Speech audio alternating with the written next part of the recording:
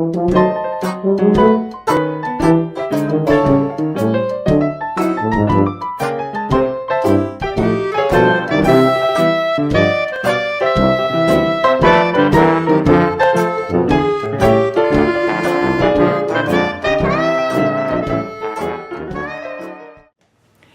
everybody, it's Grandmama. Time for another story from our Hometown Scrapbook by Ben Weatherwax.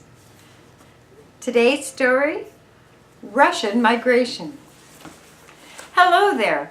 We've opened the scrapbook tonight to a story of an epic, the migration of a people. It's a story more commonly found in history books and political writings, but the backwash of this earth-shaking event was felt right here on Grays Harbor. It's important to us because it's about the people that we know. It's their story. When the Bolsheviks had seized control of Russia in the Revolution of 1917, and that country was divided between the whites struggling to hold Siberia and the reds seeking to dominate all of the country, their deposed Tsar, many Russians fled before the ruthlessness of revolt and sought refuge abroad.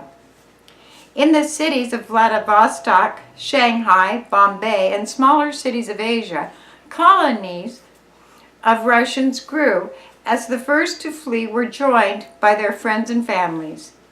As uprooted peoples have, from the beginning of time, they tried to pick a new way of life in an unfamiliar surroundings. Some went into business, some found work in menial jobs, and many, after trying unsuccessfully to accomplish a new life, turned to America as a hope and a refuge.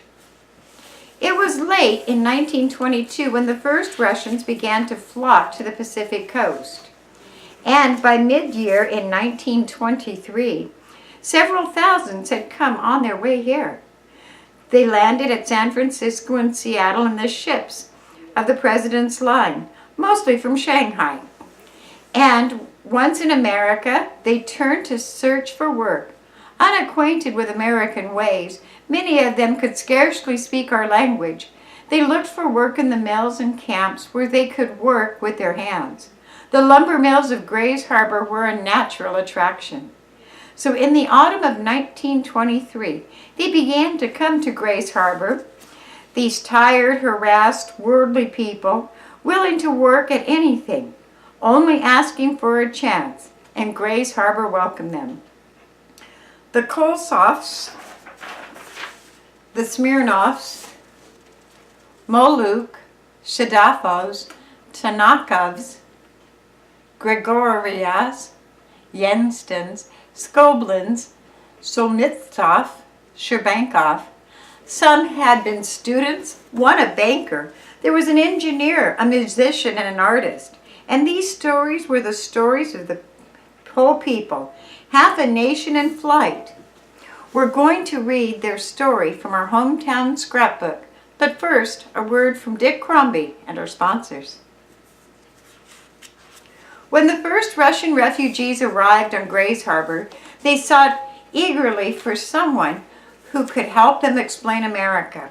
They found that someone in Mrs. Arthur Murray, a Russian-born Aberdeen woman whose husband was a well-known and active Aberdeen businessman.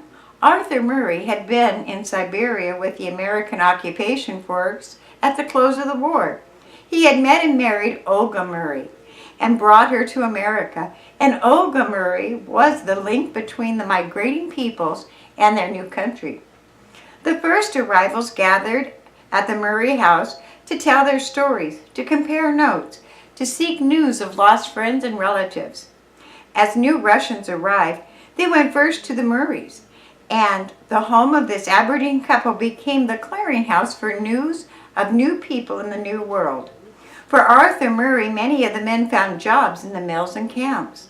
Many of them arrived in Aberdeen almost penniless. Some had only their family jewels or household possessions. There were families with children and lone men. Some of the men had left their families in the Orient and were to send for them when they had accumulated significant money to bring them over. There was Walter Klozoff. He had left his wife in Shanghai. He took a job in the mill and began to save money. Meanwhile, he studied at night school. When he had mastered English and learned American methods, he obtained a position as a shipping clerk for the George W. Wolfe Company and Store. He continued to study. In 1930, he was able to bring his wife to America. It was the year that Grays Harbor Junior College opened its doors. Walter became one of its first students. At the local school, he accumulated his maximum number of credits. He quit his job with Wolfe's and moved to Seattle, where he worked and went to the university studying business. He graduated cum laude. During the late war, he was office manager of the Seattle-Tacoma Shipbuilding Company. He is the owner of a large apartment house in Seattle. There were the Shiberkoffs. Madame Shiberkoff and her son Nilska, Nikolai Shiberkoff, was a general of Cossacks who fought the war in Turkestan. During the last months of the war, his family was with him. When the revolt broke out, he commanded a division of partisan Cossacks against the Reds. As the White Russians suffered reverses, they withdrew to China, and there, high in the mountains of the interior, the general contracted a fever and died. After a burial in the ancient Chinese cemetery, Madame Shiberkoff and her young son Nilska went on the coast with the loyal Cossacks. In Shanghai, they joined the growing colony of White Russians, and as they migrated to America, Nil was sent ahead. In Seattle, he heard of Grays Harbor and its lumber mills, and in early 1923, he arrived on the harbor and went to work. In 2 years, he had saved enough to buy a passage across for his mother, and in 1925, she joined him in Aberdeen. In the years that followed, Grays Harbor came to know Madame Shiberkoff as a woman of talent and great character. Many Grays Harbor homes today contain paintings by this remarkable woman. When she left here in 1931, it was to accept a commission to paint the icons for a Russian church in Sitka, Alaska. Today she lives alone in Seattle, painting and teaching painting and voice. Her son Neil farms near Kent. He married an American girl, and his eldest son is a promising football player. There were Dimity Macari, pardon me. There was Dimad Markarenko, an officer in the White Russian Army. He found himself in the Balkan states when the Reds had taken over the country. Through his father, he had already located to Grays Harbor. He made his way to America and went to work for Knox and Toombs in Hoquiam. But the major was a horseman. Within a short time, through friends he had acquired on the harbor, he opened the Cohast Riding Academy, today a Grays Harbor institution. There was Nikolai Yanstin, a graduate of Moscow's Cadet Corps. He was an officer in the Cossack regiment serving in Persia during the First World War, and the war dragged on. He tried to get leave to return to his family and inspect the 18-month-old daughter that he had never seen. Shortly before the November Revolution, the colonel was looking for an officer to return to Russia and escort the colonel's wife to the Persian military post for a visit. Captain Yankistin was selected, and after visiting his family, brought them back also to visit in Persia. They were with him when the revolution broke out, and together they remained at the army post until January 1918. By this time, the Cossacks were returning home, but the officers and their families remained in Persia. And as the British moved in to hold the territory, Yankistin went into business. He contracted hauling of sanctuary in India. There they lived, and with 300 other Russian refugees for 10 months, before the British, seeking to be relieved of the burden of their care, offered them transportation to Vladivostok, still in White Russian hands. The others accepted, but the Yankistins elected to migrate to Goa, a Portuguese colony in the Southwest Pacific. From there, they eventually went to Shanghai and then to America, and then to Grace Harbor. There were others too, and their numbers increased.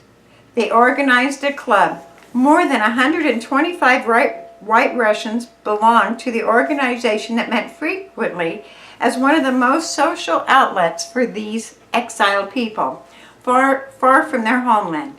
And their meeting, they exchanged information on the whereabouts of old friends, arranged to help those who needed help. Their children were growing up as Americans, and as they learned the ways of the new country, they began to find their way into positions for which they had been trained in old Russia. Scrapbook, the engineer, moved to Montana where his engineering abilities found a ready market. But by ones and by families, they gravitated to larger cities. San Francisco, with a large Russian colony, became the center of their concentration on the coast. Others went to New York, and still others to Seattle.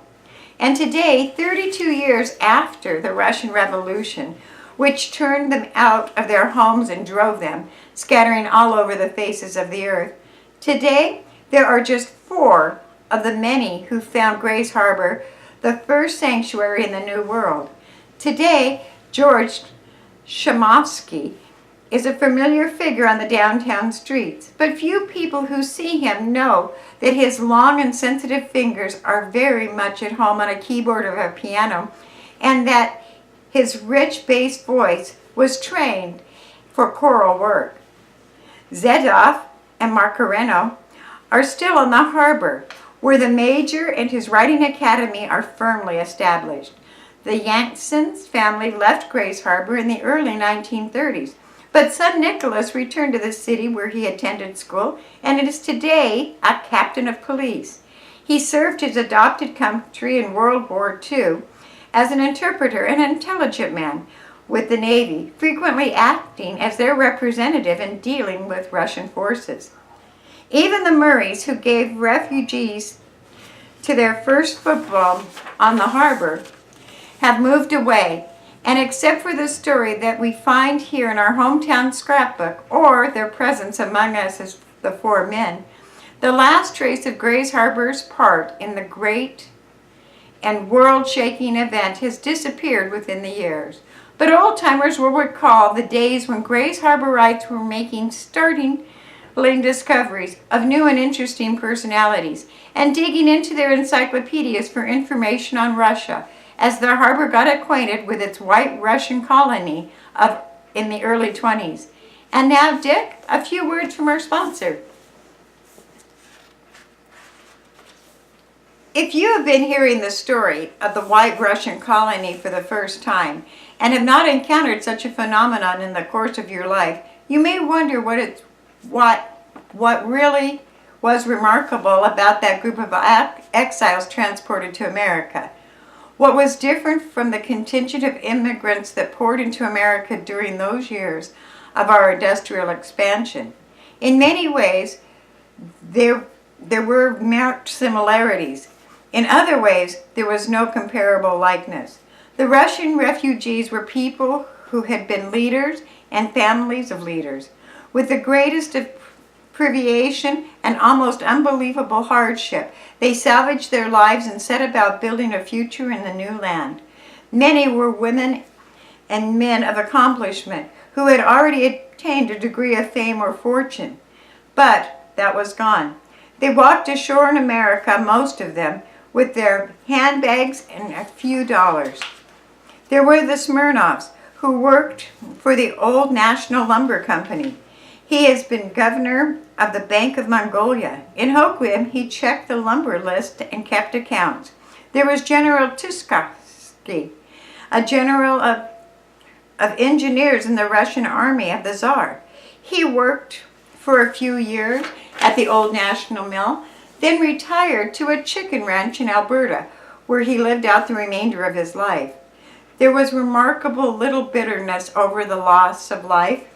For the most part, they were grateful for the protection of a free America, and most of them, when they had found their niche in their new life, became good citizens and made substantial contributions to their chosen communities.